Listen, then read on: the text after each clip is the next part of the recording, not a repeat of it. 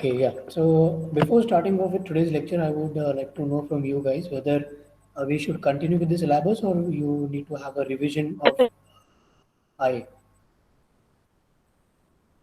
Yeah, Revision, sir. revision. Okay. Okay. So portion has been already discussed. It has been posted in the class group. Let me share the screen.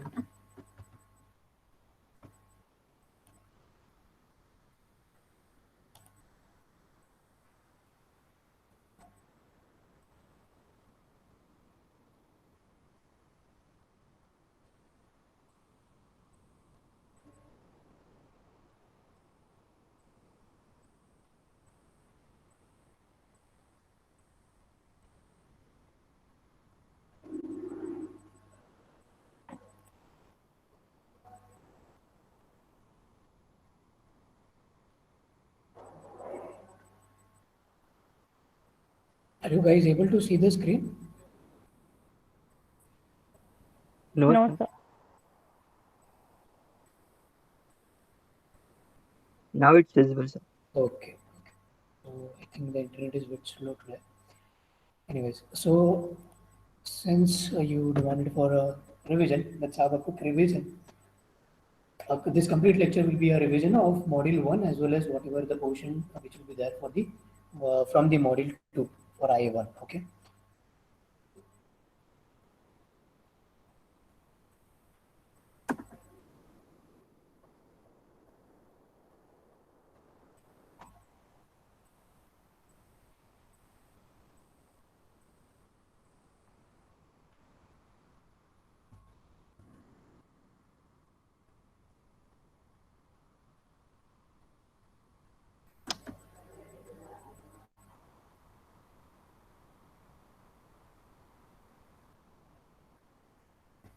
Okay.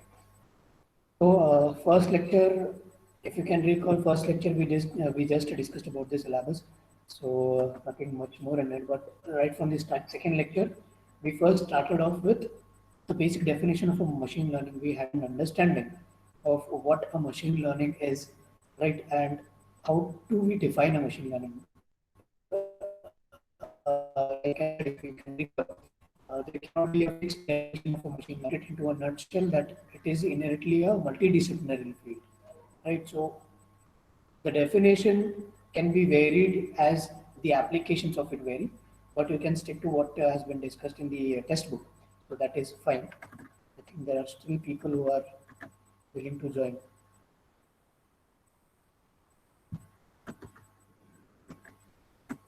Okay, so right from the definition of machine learning, we started off which are the areas or the fields wherein the machine learning plays its role in the modern times, right? So right from the artificial intelligence, it makes use of artificial intelligence. Just hold on. Yeah. And then for a few of the mathematical aspects like probability and statistics is what machine learning make use of. Then computational theory, control theory, information theory, also some aspects of philosophy and psychology, and most importantly the neurobiology, because the one of the concept of machine learning, that is ANN, artificial neural network, which we'll be learning in third module. It is basically based on the neurons, how neurons work, right? So it's more of a like how biologically a machine learning can be related, right? We also discussed examples with respect to these fields, like how artificial intelligence can play its role, how Bayesian methods, for example, artificial intelligence, the symbolic representation of the concept, then machine learning as a search problem, right?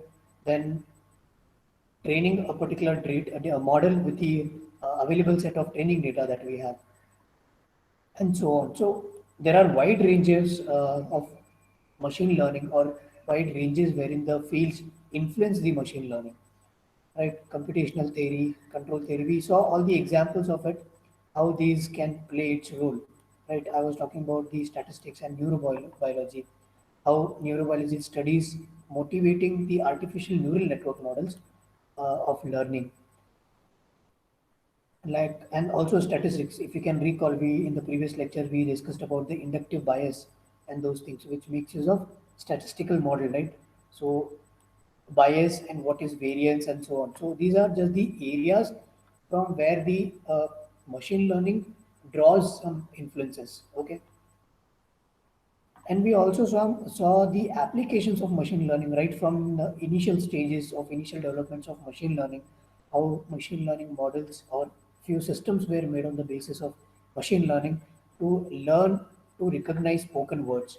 So we had a system called Sphinx, right, which was developed in the year 1989 and which was to be called as the most successful by back then for recognizing these speeches, right, or the spoken words using machine learning model.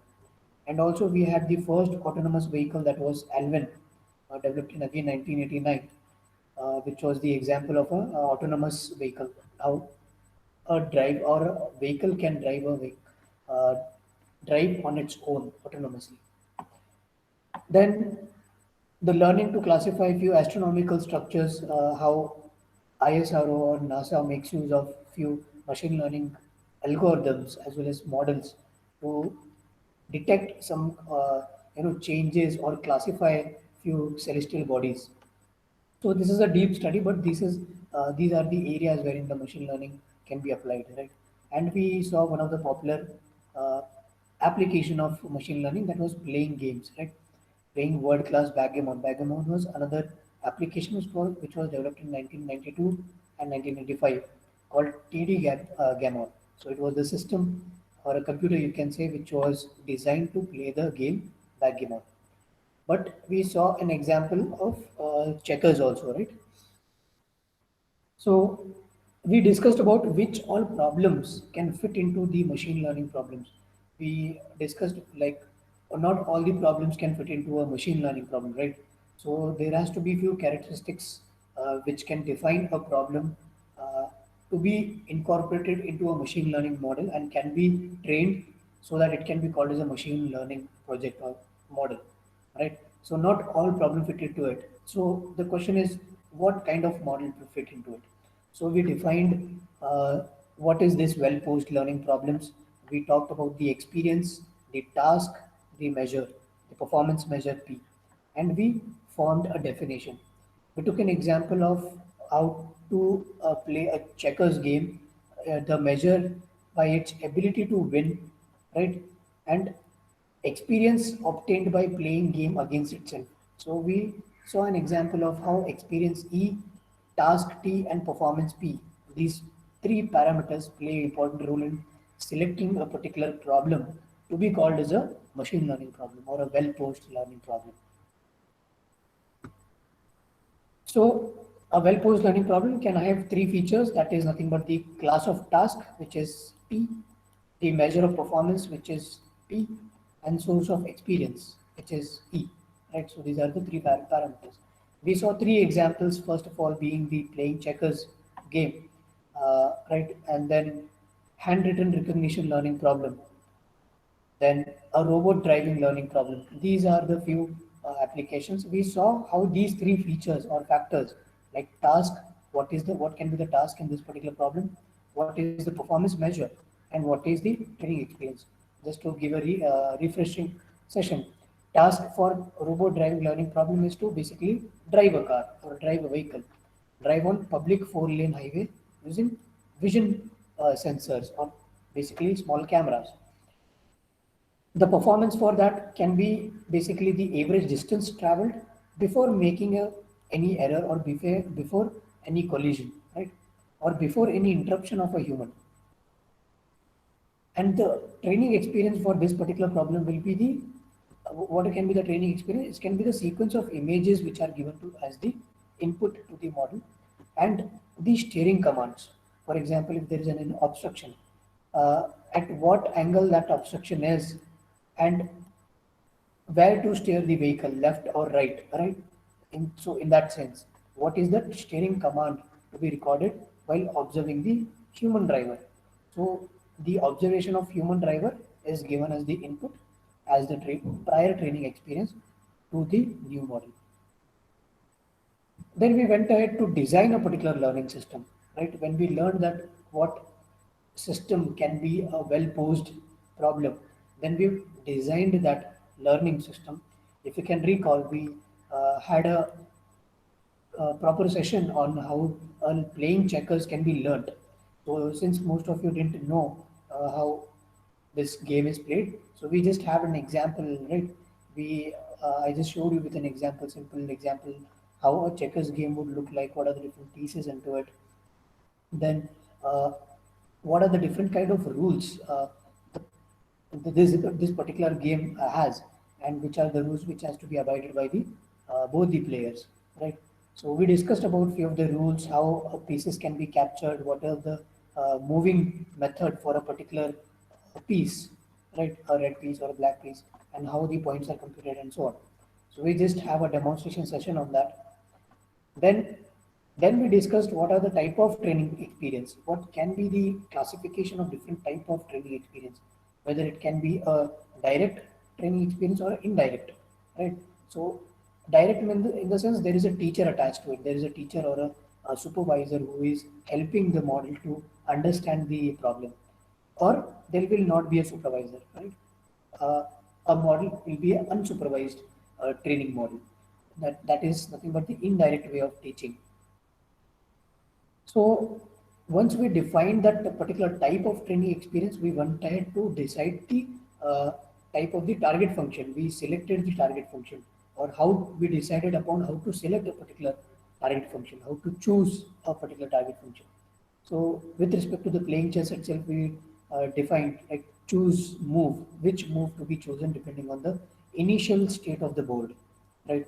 So this character R represents the real numbers, right? So value of that particular real number. So we discussed few states, a final board state that is in case of won, final board state in the case of lost, right? So it will be plus 100 in case of won and minus 100 in case of lost. If there is a draw, there is no value. We simply assign 0. And if that particular piece is not a final state, or that particular state of code is not in the final state of the game, then what do we assign? VB is equal to VB dash. That is nothing but the best final board state that can be achieved, right? Starting from B and playing optimally. Optimally in the sense both the players are capable enough, competitive enough, and the game has been played in the best possible form. Right, there is no bias in it. There is no play of biased or unfair or nothing like that. No inductive bias. So please understand practically what how this inductive bias plays into picture, comes into picture. Right? Then we went ahead to select the representation of a target function. Once we have a particular target function, then how to represent it is another important aspect, right? Collecting the collection of the important rules, the neural network, if it is there, the polynomial function. Polynomial function is nothing but the the expression or the combination of the values, different type of values in case of loss, in case of won, different board state and so on. So that is nothing but a mathematical expression which will result into a polynomial function. Right, so this was the representation that we saw. This was the polynomial function or the expression, right? So W naught denotes the weight, W naught, W1, W2 this denotes the weight. BP represents the black piece, RP represents the red piece, BK represents the black king piece, RK represents the red king piece, BT represents the black piece, which is a red piece which has been threatened by a black piece. You can say threatened in this is the piece is going to get captured. And similarly, RT is nothing but a black piece threatened by a red piece. Right, and then ultimately we saw obtaining that particular training example. So target function, learned function, a different training value, and what can be the rule for estimating that particular training value we saw. The values for those particular to W naught and W1 which we saw, right? So those were the weights. Then how to tune those weights or how to make changes in that weight. So we discussed about one of the important aspects, that was LMS, a least mean square, right? A least mean square is another method to bring changes or modifications in the weight, or update the weight, tune the weights. So we saw the uh, steps involved in that least mean square method. And this was just the final representation, you can say, or a final design of how our checkers problem was, formulated. So what we did was we first took the experiment generator, right? We took a new problem, initial game board, and we set up a performance system. And using the game history, the prior history, we found the solution traced to it, and then we computed the critic for that. Critic can be what can be the suggested changes or updates that can be made to the existing model. Then we provided that model with the training examples, right? A training examples was a set of different, you can say, values, right, which were supposed to be trained to the model. And a generalizer was created. The generalizer helped us to form few set of hypotheses, right? Then those hypotheses were in fact the input for our new experiment generator, which would create new problems, right? Or a new set of uh, challenges to the model. And hence the cycle will be like, it will be a complete cycle that will be repeated. It is a repeated process. This, if to summarize, just to summarize the that particular problem, checkers game, then this was the flow that we used, right? The choices to determine the training example, the training experience, then we determine the target function, we determine the representation of the learn function, representation that determine the learning algorithm, and then we completed the design. So there can be other ways to do it also, right? Artificial neural network or different types of corrected moves and game experts and so on. So that depends. That depends how we proceed. So since we haven't yet covered about the ANN and CNN, this was the basic approach that we used here, right? It was the basic design for our checkers problem. One important question that we addressed was, would the problem or the program we have designed will be able to learn well enough to beat the human checkers world championship, right? So again, that question depends how well the training model has been prepared, or how well that particular model has been trained well. So training depends on the number of data sets you or the number of epochs you carry upon a particular model, the type of data you give to the model to train. So that depends on a lot of other factors. Ultimately, at the end of that particular module, we decided upon what can be the different perspectives and different issues in machine learning, right? If you can recall, there were a lot of issues in the machine learning, since there is a lot of limitations to this in this domain. So there are a lot of questions which remain unanswered. The questions like, what algorithm can be appropriate for a particular function, right? Is it well framed algorithm, or is there a better version or a better alternate available for it?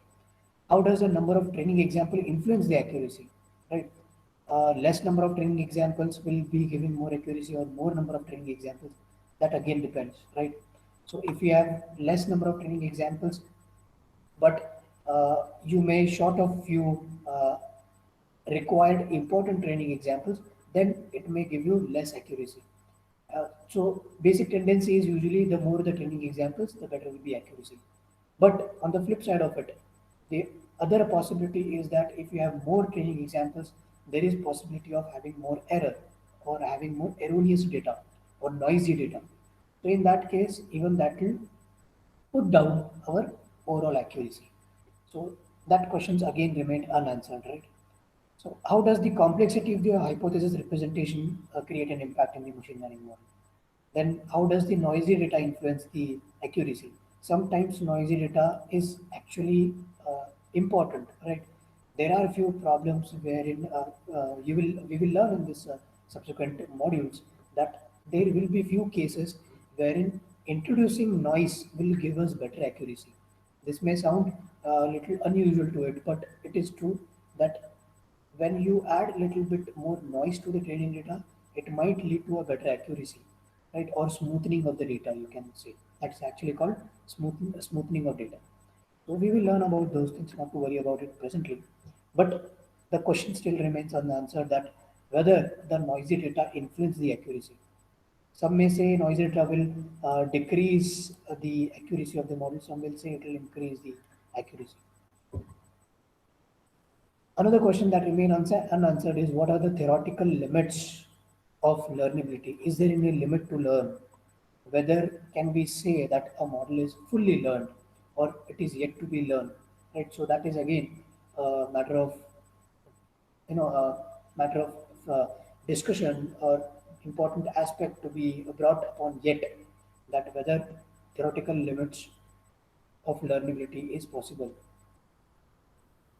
How can prior knowledge of learner helps? So that is also an important aspect. How a prior knowledge would help the learner. Then what clues can get from the biological learning system that remain unanswered. Then how can systems alter their own representation? Right, a system can alter its own representation as well. Right, but how? That is again question remains unanswered. So this is another important, perspective and issues in machine learning. We can say that need to be focused, right? So here we discussed about the concept learning and the general to specific ordering. We learned about the introduction to the concept learning, where we learned about how a different concept can be learned, like how we learn. We as a human learn by considering those concepts and taking out some of the features out of it. We took an example of a bird and a car, right? We extracted few features when we first see a bird. We extract few features when we first see a car, and then depending on that, we classify similar species or in case of animals and similar entities or similar objects in case of cars, and that's how normally or usually a human learn, right? But is that the same case in machines, right? How do we make machines learn these concepts? So there comes the concept of concept learning. You can say that how a concept learning can be a task for a machine. So just to put it into a definition, concept learning is a inferring a Boolean valued function from training examples, right? The training examples of its input as well as its output. So example that we learned was the enjoy sport. So the one of the concept was to whether to enjoy that particular sport or no. It is the concept that has to be made learn to the machine, right? Not for the human, but for the machine.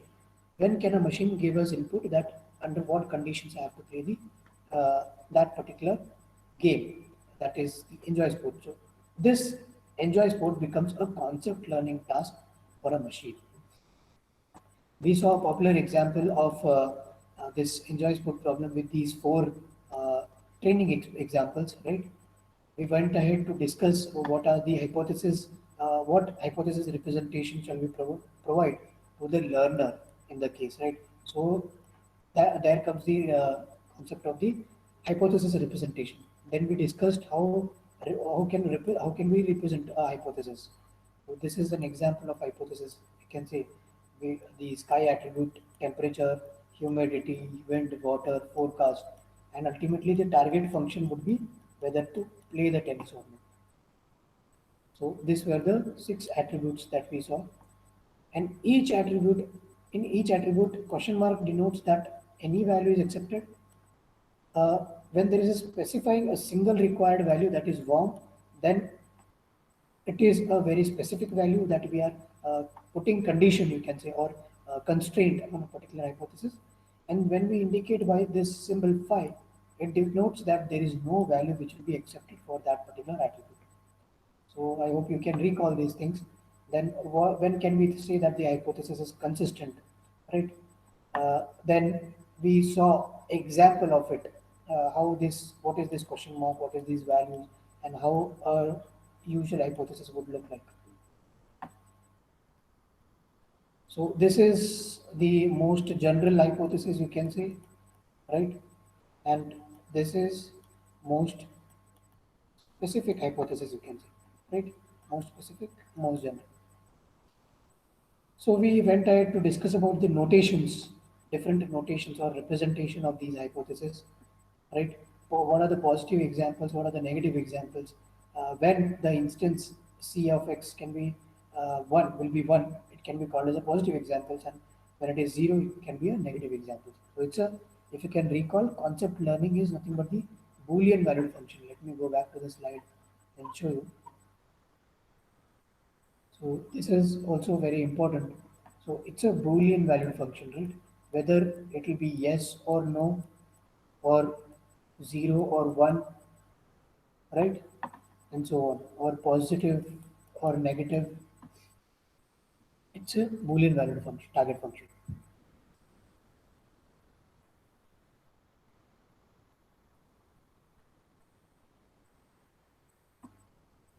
Yeah, this is what I'm talking about. That each hypothesis, which is individual hypothesis small h, in the set of hypothesis h, represents a Boolean valued function defined over x. X is the set of all instances, right? So this whole thing can be represented in expression like this. Okay. So h such that x implies 0 or 1 Boolean value. The goal of the learner is to find the hypothesis h such that h of x is equal to c of x, right? So hypothesis is equal to that or consistent with the training examples, where D denotes our set of all available training examples, D1, D2, D3, or training examples. In this case, in present case, playing tennis problem, we had 4 training examples, right? H denotes the set of all possible hypotheses. Then one of the again important aspect that to be focused here is what is the inductive learning hypothesis, right? We defined what is inductive learning. Inductive learning, as the name suggests, wherein the learner learn on its own. And so how does it learn? So any hypothesis found to be approximate the target function well over a sufficiently large set of training examples will also approximate the target function, right? So I hope you get it, that when we're trying to approximate the target function for a sufficiently larger set of training examples, so that will eventually approximate the target function well over the other problems which are unseen by the model, or uh, the training examples which I have never given to the particular model, right? Unobserved examples is what we call. So concept learning as a search, we learned about general to specific ordering, right? So I'll not get much into depth. We discussed the same thing here. General to specific. How can we move from a most general to most specific? We learned a concept of more general than relationship using the another important concept called version space, if you can recall, right? So before that, we had a instance diagram and the hypothesis space search to represent how these hypotheses can be plotted, right? So if you can see hypothesis 1, H1 denotes only these instances. H2 denotes this all instances. So you can see that H2 is more general than H1, and also H2 is more general than H3, right? So these are the more general hypothesis, you can say, and these are the most specific hypothesis that you can say. So we had a concept of version space here. We discussed the find algorithm, again very important aspect from examination point of view. Find algorithm. What is the algorithm? What is the space search? Key properties of the algorithm, and complaints or unanswered questions of the find algorithm is what we learned, right?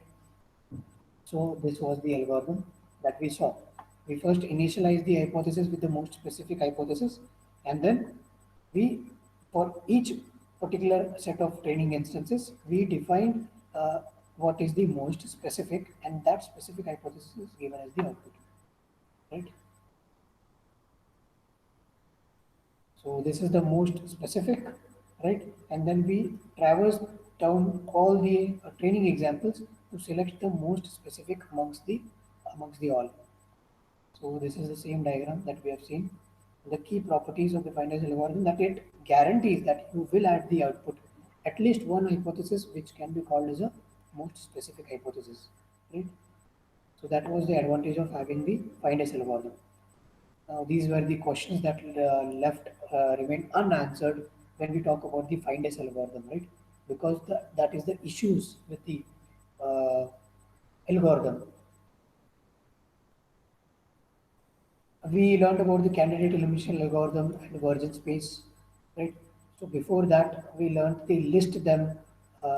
These were the few applications of candidate elimination algorithm, right? Then representation, how do we represent? So here you can say that the hypothesis is consistent with the set of training examples if h of x is equal to c of x in each example, right? So that is where the consistency factor comes in. So this is the candidate elimination algorithm. What it represents? It represents the set of all the hypotheses which are consistent. Note that finders algorithm gives us the most specific hypothesis, and candidate elimination algorithm gives us all the set of hypotheses consistent with the training examples. So it's a subset of all the hypotheses. The subset of these hypotheses is called Virgin space. So this is the diagram that we saw for the Virgin space, right? A maximally specific member and a maximally general member. And this is what you can call it as a Virgin space. Here is how hypothesis can be represented in the form of Virgin space. A simple list then algorithm, which is a list, which first lists all the algorithm and then slowly eliminates uh, the hypothesis which are inconsistent. This is just the definition of general boundary and specific boundary, again can be important. This is Virgin space representation theorem. Here is the candidate elimination algorithm what we were talking about, right? So this is also important. We took in the same example of enjoy sport problem which we took in the findings algorithm, and then we went ahead to discuss how this same training set can be used using a candidate elimination algorithm. We saw the trace one, right? This was the trace two, and this is the trace three, and final trace we had this as the Virgin space, right? These were few of the remarks that candidate elimination algorithm converge to the uh, will it converge to the correct hypothesis? This was the question. Then what training example should be the learner request next, right? Then how can partially learned concept be used? So partially learned concept here is when we talked about the inductive bias and those things, right? How inductive bias can be computed, what is the role of inductive reference, what is an unbiased learner, and what is a utility of biased free learning algorithm. So we saw here an example of again how modeling can be done, like modeling inductive system by equivalent deductive system. So this is a usual candidate elimination algorithm, and this is a candidate elimination algorithm with inductive bias being used. So as you can see, I mean, the accuracy comparatively will be better in this case. So here is the advantages of having the inductive reference or having the using the candidate elimination algorithm. We ultimately compared how rote learner is less than the candidate elimination algorithm and finders algorithm. So we don't have any inductive bias, uh, or you can say when we compare about the uh, inductive bias with only with respect to inductive bias, rote learner doesn't have any kind of inductive bias. Candidate elimination may have a little bit more inductive bias, but finders algorithm has the most inductive bias. So this was about the uh, module 1. Now since module 1, there are two algorithms itself in the module 1. So ID3 algorithm I have excluded from the syllabus for first I. So we will not be covering or the portion for the first I has been reduced, and only these three topics will be there for you. Uh, first I from module 2, right? So ID3 algorithm, which is the basic decision tree algorithm, we have learned here ID3 algorithm. So this will not be there. Uh, this whole thing will not be there. Okay, only these 3 points, these three will be there for your first time. So introduction of decision tree learning, then representation of decision tree, and what can be the appropriate problem for decision tree. So this, what is approximating, what is a decision tree? It's a method for approximating the discrete value target function. Then what is a learned function? How can it be re-represented using the simple if-then rules and the most popular inductive reference algorithm. So we saw a few applications of inductive, the decision tree learning. We saw how it can be represented using leaf node, root node, and the possibility of having different attributes. This was the example that we saw for decision tree, right? And we went ahead to discuss how this tree, how this whole tree was formed, right? How did we create it? So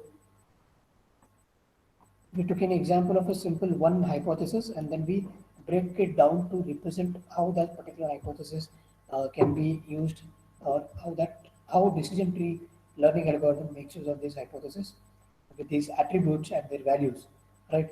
So this is again important. What is decision tree? It's a disjunction of conjunctions of constraints, right?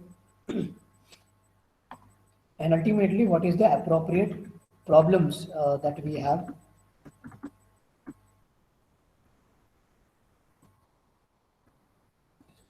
Yeah. What are the appropriate problems with respect to the decision learning, decision tree learning, right? That the instances are represented by the attribute value pair. The target functions has discrete output value, yes or no. Disjunction, disjunctive description may be required, and training data may contain error is again advantage of having decision tree. And again, that model can be extended, or the ID3 algorithm can be extended for a training set or training data which contains a missing value, or the training examples are missing. Even in that case, the ID3 or the decision tree learning algorithm in general can be used, right? Unlike Finders algorithm and candidate elimination. So I think from here on it will be not there for your eye. So up till here you can say that this will be there for your first time. So so far any doubt, anything that you want to ask or get more clarification, you can ask.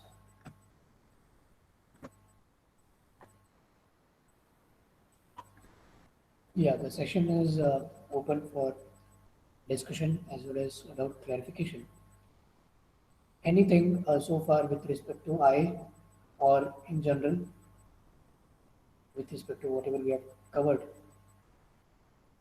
so far? Please.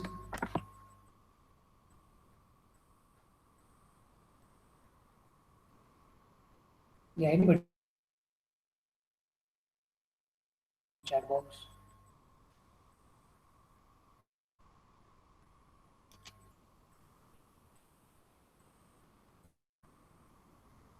Any doubt or anything that you want to ask from the I point of view, or anything in general? Sir, pattern of question paper, sir. Question paper pattern will be, I think it is already conveyed by your class teacher. The question paper will be for 50 marks, which will be eventually brought down to scale of 30 later. But the IA question paper will be for 50 marks as a whole. So basically, you can expect two questions, or two, uh, two parts in which one part will be, or usually what we have seen earlier. There will be no as a change in the pattern. Whatever pattern that you have seen earlier, it will be the same. Right? What you used to give for the offline IA, it will be the same. So you will have two parts and or choices, right, from one question. So it is mandatory to answer one question from both of the parts.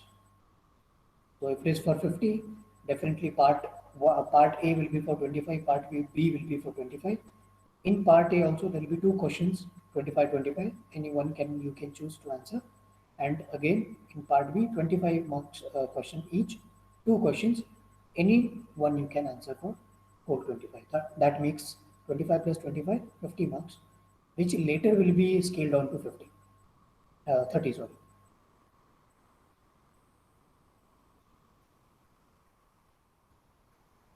So any assignment questions like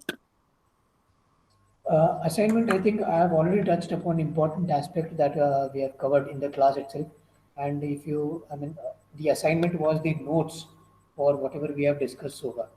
So you can say that whatever we have discussed in the class, all the important aspects only we have discussed in the class. So whatever we have discussed in the class will be important from the examinations point of view.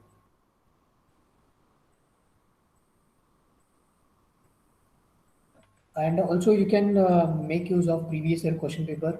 I think I have already made it available on the classroom.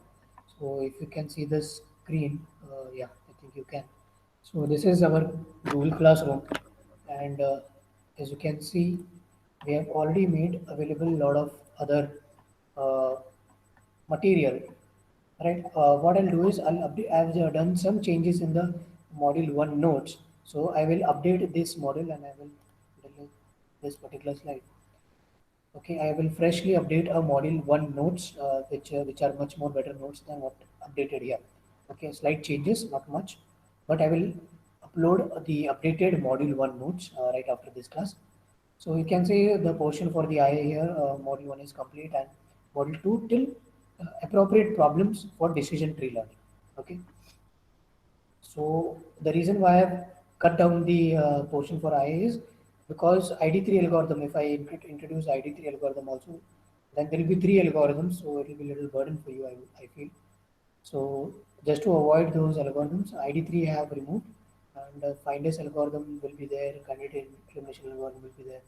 So module 1 completely will be there, and algorithm from module 2, that is ID3 algorithm, I have removed, and only theoretical part of module 2 will be there. So introductory part of it. Okay. So I hope that will bring some relaxation for your preparation. Lab experiment not to worry about much. So assignment, as I said, handwritten notes, which most of you have submitted. 29 have submitted, most of you have not submitted. 34 have yet to be submitted, and few of them have not joined. So I have a complete record of it. Who have submitted, who has not submitted. So that's not a problem. Whenever steps are required to be taken, it will be taken. So everything, every lecture is there, right in sequence, right from module one, right? Module one, lecture one notes till lecture 11, and also module two, 1 to 5, whatever that. So 4 and 5 will no, only till appropriate problems in decision tree learning will be there for module two. So this decision tree learning, information gain, inductive bias will be not there for now for first time. Okay. So I hope that clears everything. And as you can see here, whoever has submitted, I have the data here. So once everybody submits, I'll be putting the marks for it. I have not yet put, but just to make sure, to make you aware that I have complete record of who has submitted what. So there is no problem that you know whenever you submit, and anyhow the deadlines are over. So whoever will be submitting from here on will be definitely losing some marks. So no doubt about it. Fine. Anyways, so this is all about it. And any further questions or any further clarification from your point of view?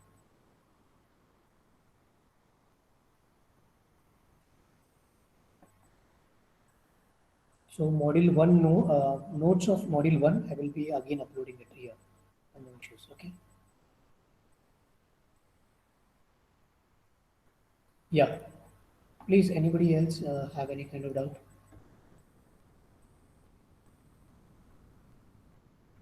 Or no doubt, at least let me know. No doubt, sir. Okay. So, okay, then fine. All the best for your eye. Don't worry much. It will be easier one. And just focus on your preparation. That's it. Because that is the only thing that you can do. Prepare well. Okay, don't prepare from the I point of view, but prepare from the external point of view, right? So if you can, if you can see that we have, I have already made you available on our Google Drive, right? On our Google Drive, we have everything, right, from our syllabus to the textbook to the complete previous year question paper as well, right? So I will upload the other materials which are supposed to be uploaded, the question paper and all. I will upload that. But you can see all the other things are available. Textbook, you have anything wherever you get stuck, you can refer the textbook as well. No issues with that. You can go visit the YouTube videos which we have uploaded and pause wherever you want and rewind it wherever you need more explanation required. Right? So all the best for your eye and perform well. That's it. Thank you.